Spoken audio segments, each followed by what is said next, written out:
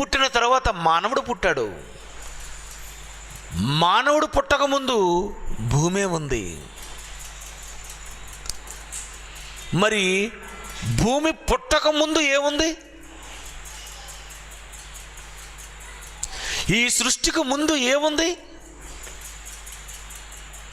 దేవదూతలు, కోటాను కోట్ల మంది దేవదూతలు ఉన్నారు. ఆ దేవదూతలు పుట్టకముందు ఎవరున్నారు?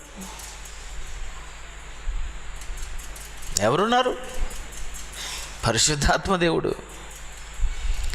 ఆ పరిశుద్ధాత్మ దేవుడు పుట్టకముందు ఎవరున్నారు? యేసుక్రీస్తు. ఆ యేసుక్రీస్తు వారు పుట్టక ముందు ఎవరున్నారు? యేసు పుట్టక ముందు ఎవరున్నారు? బాగా ఆలోచించండి.